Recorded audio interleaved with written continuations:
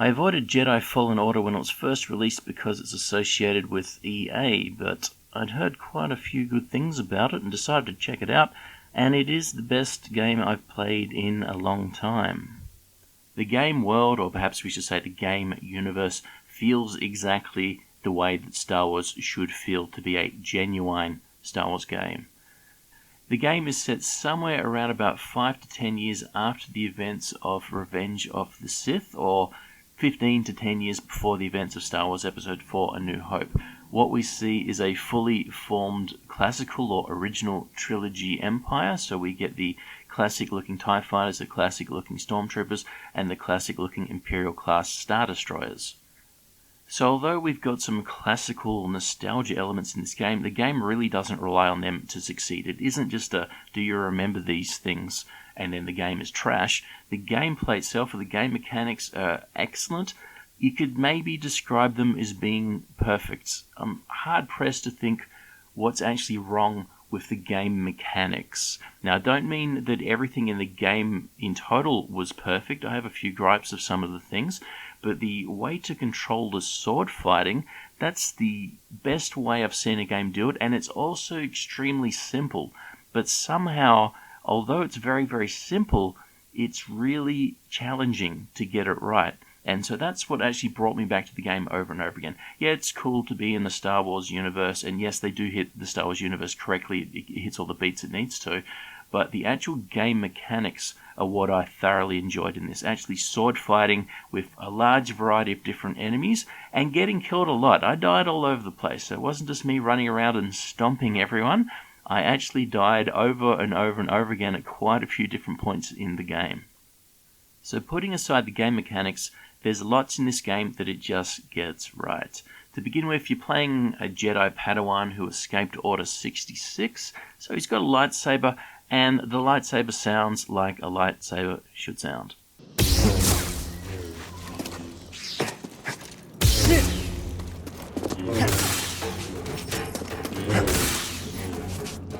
And just a nice little touch with the lightsaber is you can hold it above your head and use it as a light source when you're in a dark portion of the map. When attacking with the lightsaber, you get some very satisfying chops off on some of the enemies. All of the major deaths of them are static, unfortunately, so it doesn't actually dynamically cut where your lightsaber may actually hit them. So a little downside, when you actually watch the game for a while, you'll see that it's the exact same way everything is cut up, but it still sort of splits them in half or quarters them up, and it cauterizes it, and it glows like it's just been burnt, and then the glow goes away. It just feels the way a lightsaber should feel when it cuts stuff up. Now, I do know that in Star Wars A New Hope, Obi-Wan Kenobi cut off the guy's arm in the cantina, and there was a little bit of blood associated there. But putting that aside, and probably just for ratings purposes, there is no blood in this game at all. And in fact, when you cut up the humanoid type enemies, or like the Stormtroopers, I don't believe you actually cut them in half or decapitate them. So that may also be for rating purposes for the game. But a lot of the monsters, yep, you can chop them in half and they all get chopped up, and it's quite satisfying looking when you actually pull off one of the death actual blows. When you're in the spaceship going to your next destination, you get to pick a planet from the in-game map, and it feels like how the system may in fact work on a real Star Wars ship to plot a course. And you can actually see out the windows you departing the area that you were in. It cheats a little bit by kind of merging to white. I suppose it's trying to pretend it goes into some clouds. You get into space, and as it goes into hyperspace, the stars streak away exactly as you would expect them to do. And when you're in hyperspace itself, you get the exact same look that you get from the Star Wars movies. So again, everything here just hits everything correctly the way it really should be. As you explore the game world, you can pick up extra parts for your lightsaber, and you can customize the way that it looks. But this highlights the fact that you can't customize your character. You can change the poncho that they're wearing, but at the start of the game, it doesn't ask you which of the two genders do you want to play as, and what do you want your hair color to be, and what color eyes do you want, that sort of stuff. The things that have been around in games for a very long time. So it seems strange to not be able to customize your character, but you can in fact customize your lightsaber. The ship they use throughout the game is not the Millennium Falcon, and although I do like the Millennium Falcon, I do appreciate that that's not what they did here. They could have easily just had this set up as, maybe this was the owner before Lando Calrissian, or maybe this is when Lando had the ship, a little bit vague again as to when exactly the game is based. But I do like that it's not the Millennium Falcon, unlike what they've done in the Disney trilogy, by just bringing that back in because that's the ship we all know and the ship that we all like. So the ship itself here, it's called the Mantis. It's a very different looking ship. I don't know if I really care for it aesthetically, but I do like that it is a different looking ship and it is not the Millennium Falcon, and it completely fits in the Star Wars universe. While you're running around in the game world, the little robot on your back, BD-1, will actually run away to points of interest on the map, so you don't have to be absolutely eagle-eyed looking out for every single little thing in the hopes of finding a new lightsaber part or scanning something to get some extra experience. So I think this was just a nice little addition as well, in that it just helps you out from something that would just become very annoying in combing through every single part of the map, as I've done on other games, to actually find where anything extra is. The little robot kind of helps you out a little bit, so when you get close to things it'll make a noise, and sometimes it'll actually jump off your back and run to the actual point, so that you don't just have to run around blindly thinking, where do I have to go here? And this little scene here was just another example of something that just felt right to me. You've got a big landing pad, there's a spaceship leaving a landing pad. The ship itself might be from Rogue One. I'm not 100% sure if it was the same type of ship in Rogue One, but it looks a little bit like the Lombardo class shuttle from Return of the Jedi, and I'm sure it probably exists in the expanded universe material. But just the look of this, that it takes off and flies away, it just struck me again as something that the game just does correctly. So again, all of these little things, they're all beneficial, but I think the main thing the game gets right are the actual game mechanics. So to start off with, you have the ability to block. So when people are shooting lasers at you, you just hold down the block button and it'll just block forever. You can just block, block, block, block, block, and you can slowly walk towards the enemy and then kill them. It feels pretty cheap. It's not the best way to do things, but that's the first part of the game mechanics, the ability to be able to block. Now the second part to the block mechanic is, instead of just holding down block before someone attacks you, if you wait until the attack has nearly hit, it'll do what the game calls a parry. And so here you can see, if you time the actual lasers coming from the stormtroopers, instead of just flinging them away in a random direction, it will actually deflect them directly back towards the person that shot at you. And this here was satisfying for me all throughout the game. It's such a simple thing, and the stormtroopers do fall down all over the place like they do in the movies. They are pathetic. They're not the strongest enemies to fight, but I always felt satisfied when I deflected the shot back and it hit the stormtrooper and killed them. When it comes to melee enemies, it works pretty much the same way. If you hold down block, you'll stop them from hurting you when they attack, but if you block right before they're about to hit you, you'll parry the attack. The game will go into slow-mo for just a brief moment. You get a little sound effect, and you'll be able to get a free hit on them. And for some of the tougher enemies that have melee weapons of their own, they can actually do that back to you. So if you attack them, they can actually parry your attack and get a free hit on you. And when you attack them, they have a block meter, and you'll need to go through their block meter before you actually get a free hit on them. And so for a lot of the earlier enemies, you can just blaze away with a lightsaber, and that's what I was doing, and you can eventually kill everything. It's not really that difficult. But for the tougher enemies, you really need to be on the defensive to time their attacks so that you parry them and then get a counter-attack in, as opposed to trying to just attack them so much that they stop blocking them and you'll actually hurt them. Now, again, that can kind of work, and that was what I was trying to do most of the time, until at some point it kind of dawned on me that maybe I should just try to counter-attack all the time, and that is by far the smartest way to go. Maybe not the way that might suit the way you want to play the game, but if you wait for them to attack you and then you counter-attack them after you've blocked them, that's basically the easiest way to get through all of the enemies. The last part to the sword fighting mechanics is the ability to dodge and the necessity to actually dodge. So when some of the tougher enemies attack, they'll glow red first, and that indicates that this is an unblockable attack. So if you hold down block, or if you time it correctly, doesn't matter, you're going to get hit with the full damage. So you have to actually dodge out of the way. If you hold down the dodge button, you'll just take a little step backwards, but if you hit it twice, you'll do a little roll away, and if you push a direction with it, you'll roll forward or left or right or back and so on.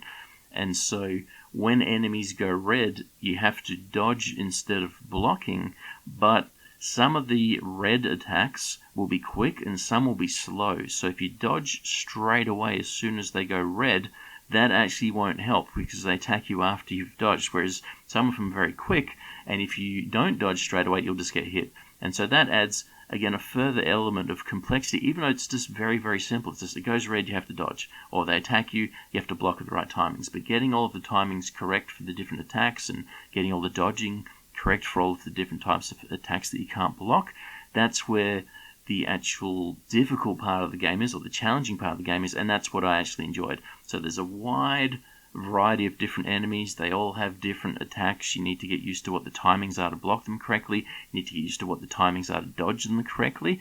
And all of that added up together, that's what I found enjoyable in the game.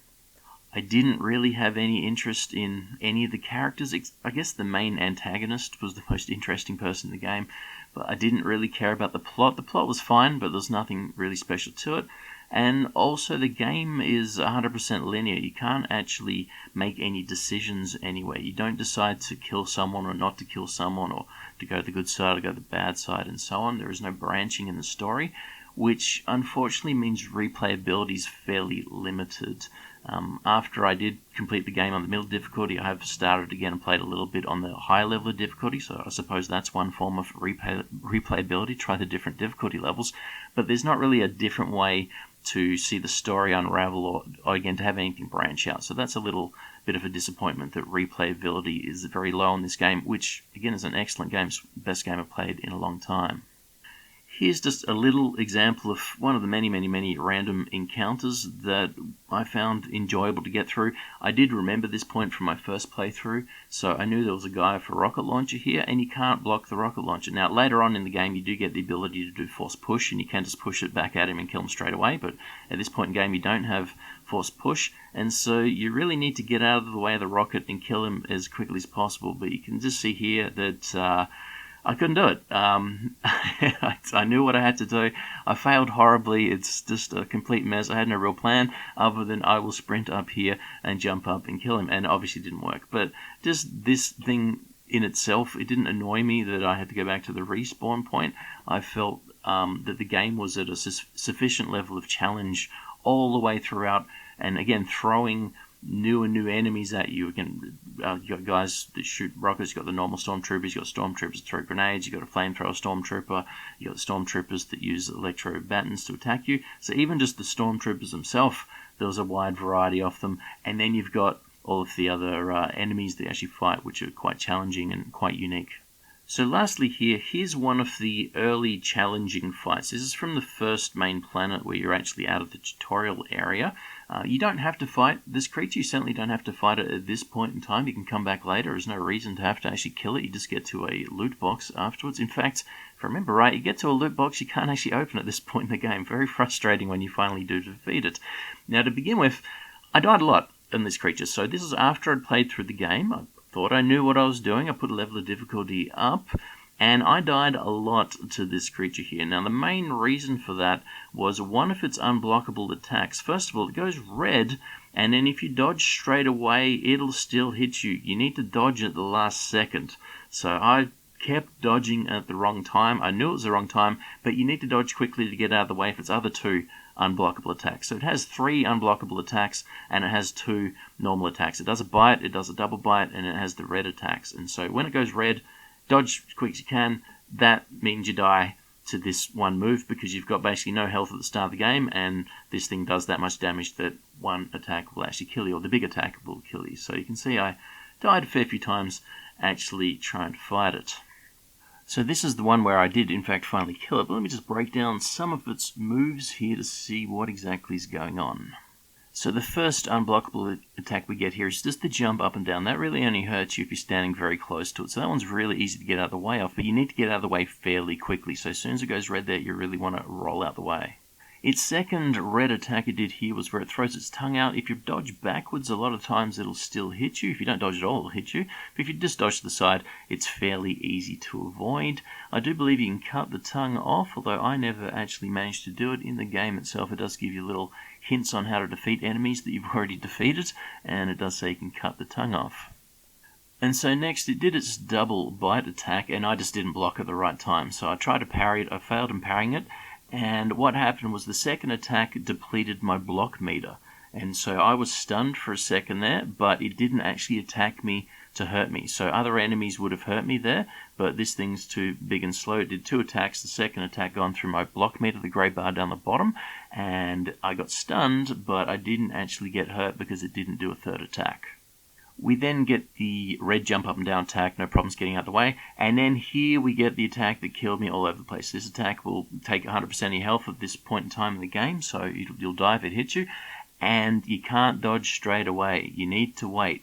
It will keep you lined up no matter where you dodge to, and then it will leap out in front. So this one here really, I think, is the key to defeating this particular enemy, or at least for me, this was the one that I found tricky, because it goes red, and your instinct is just to dodge, and if you do that, you die. So it goes red, wait a little bit, but not too long, and then dodge out the way. So you have to dodge at the last second. And again, that to me was the main challenge I enjoyed with a lot of the tough enemies, was actually figuring out when you had to dodge and when you had to block to parry all the attacks correctly. It's all well and good to say, goes red, dodge out the way. Attacks you normally parry and counter-attack, and that's what a lot of the help online actually will say, is you need to parry the blows, you need to dodge out the way, but the actual doing of those things is a little bit different to just saying when it goes red to dodge out the way. So I would highly recommend Jedi Fallen Order. Yes, it's under the Disney banner, yes, it's under the EA banner, but nonetheless, it's a very, very, very good game, best game I've played in a long time. Thanks for listening, and I'll catch you next time.